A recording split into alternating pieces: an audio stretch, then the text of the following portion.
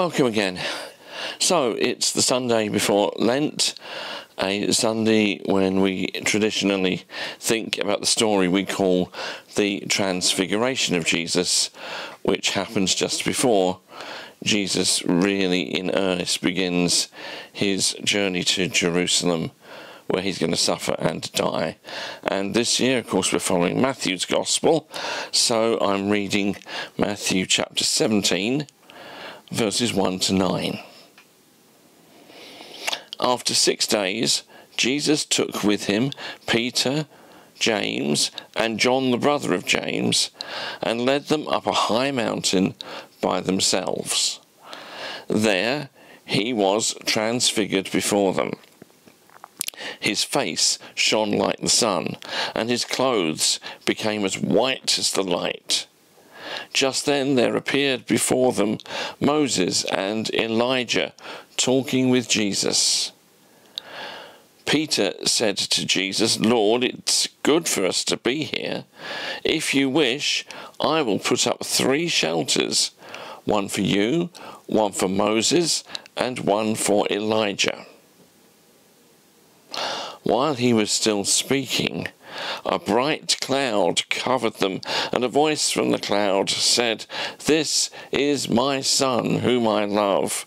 With him I am well pleased. Listen to him." When the disciples heard this, they fell face down to the ground, terrified. But Jesus came and touched them. "Get up," he said, "don't be afraid." When they looked up, they saw no one except Jesus. As they were coming down the mountain, Jesus instructed them, "Don't tell anyone what you have seen until the Son of Man has been raised from the dead."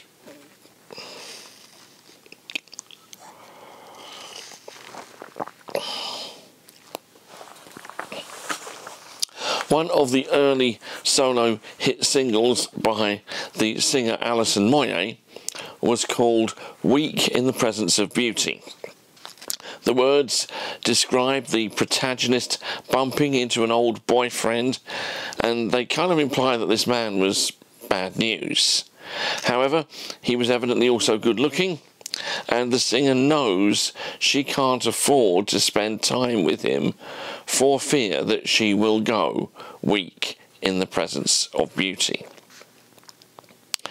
When we are in the presence of beauty, we do strange things. We stop being rational. Men stumble over their words in the presence of a beautiful woman. Here, Peter babbles incoherently when he sees Jesus transfigured and Moses and Elijah appear. Peter said to Jesus, "Lord, it's good for us to be here. If you wish, I'll put up 3 shelters, one for you, one for Moses, and one for Elijah." Other Gospels tell us he just didn't know what to say.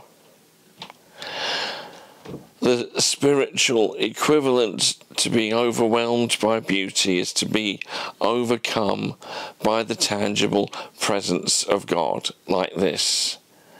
Right now, there is a story in the news that exemplifies that. Last Wednesday week, the 8th of February, a regular act of worship that happens in the chapel at Asbury Seminary in Wilmore, Kentucky. They have these chapel services 3 days a week for 1 hour. It didn't stop after an hour. It's still going on. People have so encountered God that they've not wanted to leave. Some are caught up in passionate worship. Others are on their knees repenting of sin. Still others are sharing testimony of what God is doing then and there in their lives. Others are bringing prophetic words. People are travelling great distances to join the queue to get into the chapel when somebody leaves.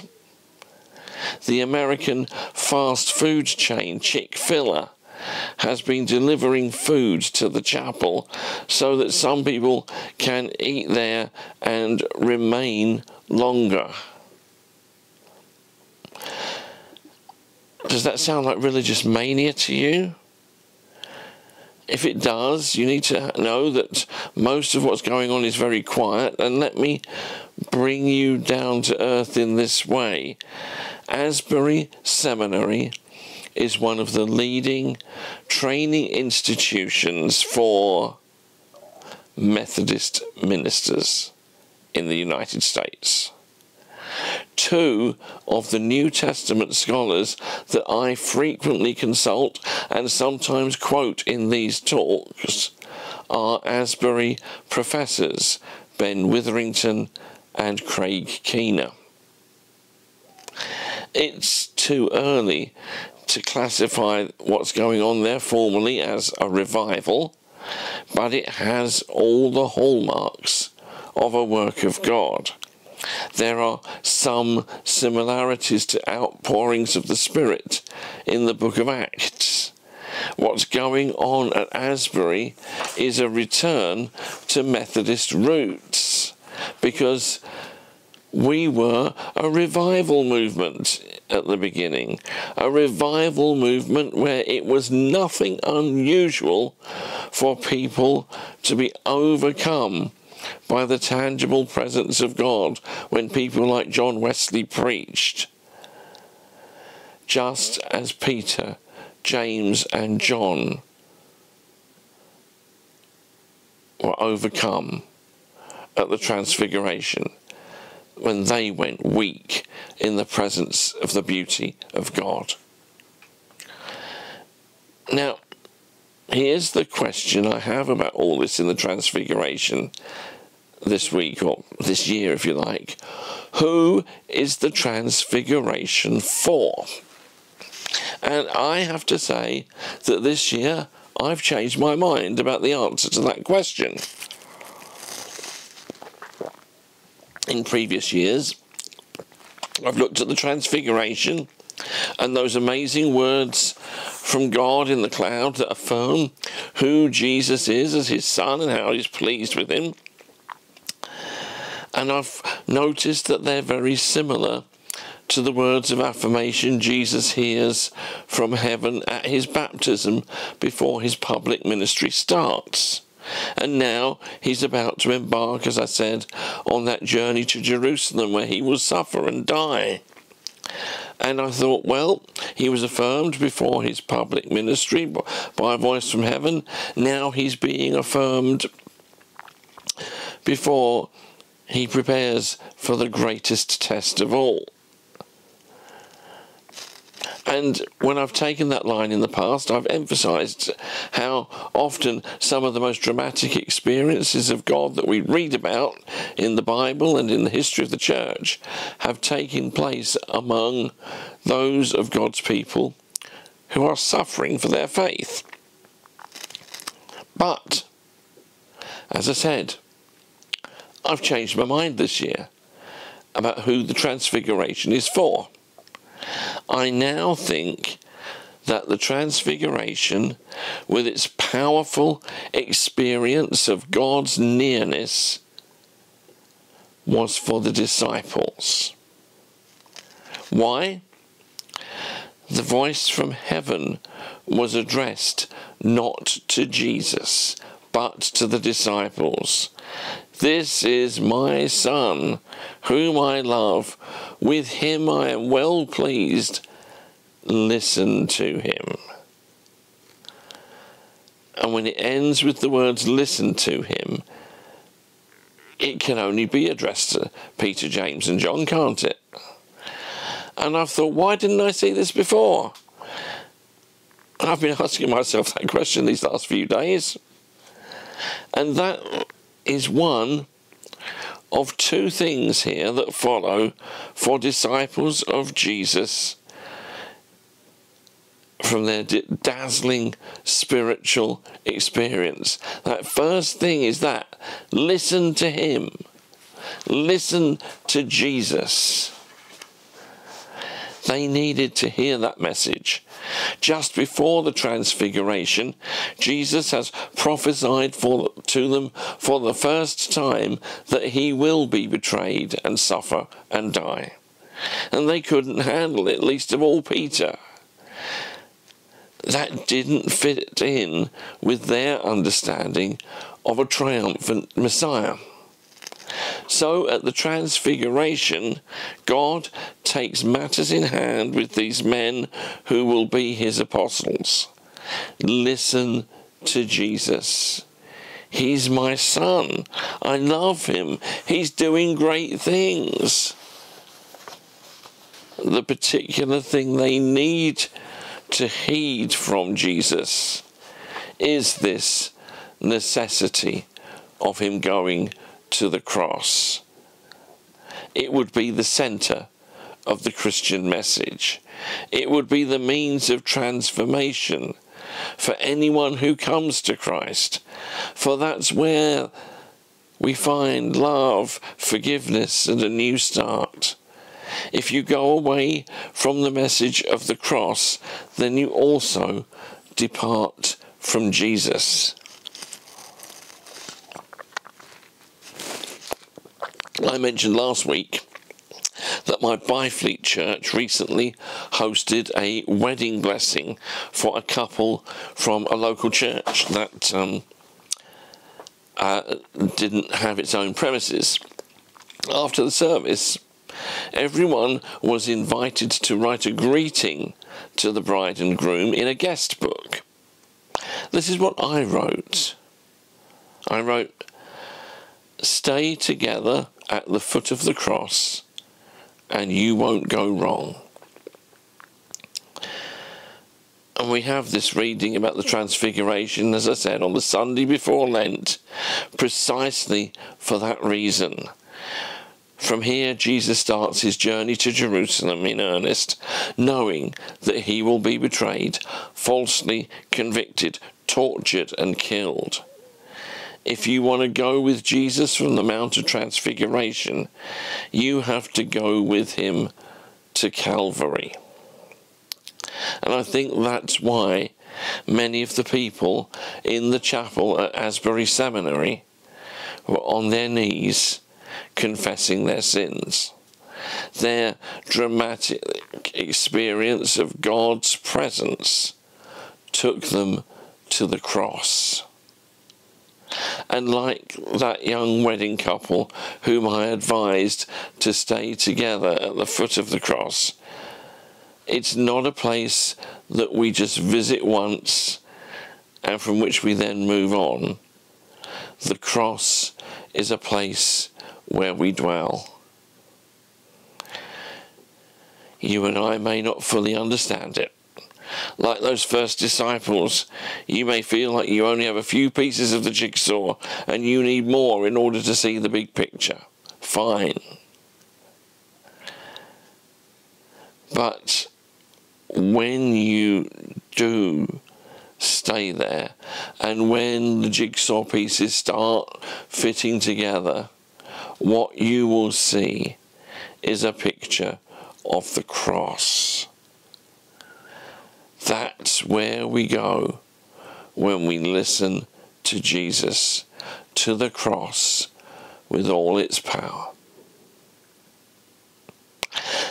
The second of the two things that follow from this awesome experience of God at the Transfiguration is something not said by the Father from the midst of the cloud, but by Jesus himself. Comes immediately after the voice from the cloud. When the disciples heard this, they fell face down to the ground, terrified. But Jesus came and touched them. "Get up," he said. "Don't be afraid." It may be natural when God's presence comes close in awesome power to be afraid. This may be a genuine setting for what we call the fear of the Lord. And given that most times we don't experience God that close, And maybe, if we're honest, we might not want to.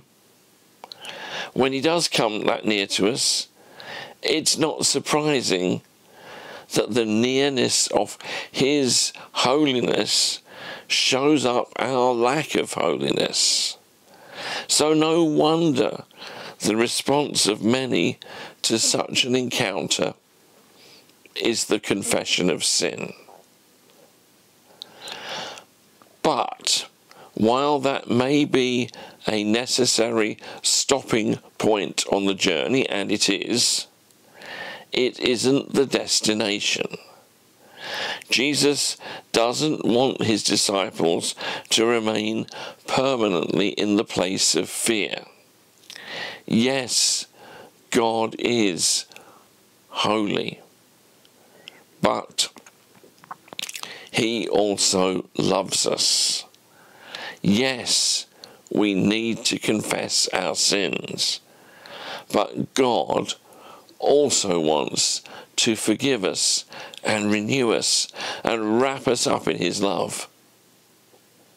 So this is an invitation to get going in the life of the kingdom in close fellowship with Jesus, the one who was seen in blazing light by the disciples and who will also be seen in blazing light at his return, is the one who will accompany us in life.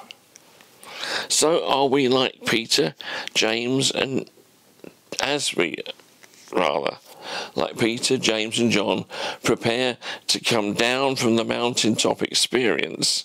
We do so knowing that whatever trials will test us and whatever mundane things threaten to take the shine off the glory, Jesus, the transfigured one, is still with us. His light and glory are not far away. For us, of course, it's not his physical presence, but the presence of his Spirit. And while we might prefer, as a child once said, to have God with skin on, the fact that his Spirit accompanies us makes it possible for him to be close to all in the world who honour his name. Yes, I know too, there are times in our faith when God tests it by hiding his presence from us, maybe even for a protracted period. But even when he does, he's still not far from us. And if he does come in splendour and glory into our lives, like at the Transfiguration, like is happening at Asbury Seminary, don't run.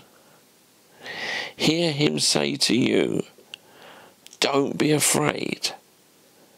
And don't be afraid of the powerful presence of God. Don't be afraid of God coming near to you. And then listen to him. And let him take you with him to the cross. And allow him to draw close to you as friend, even a friend with stupendous power and authority. We may go weak in the presence of beauty, the beauty of God, but God is strong, and on that we rely.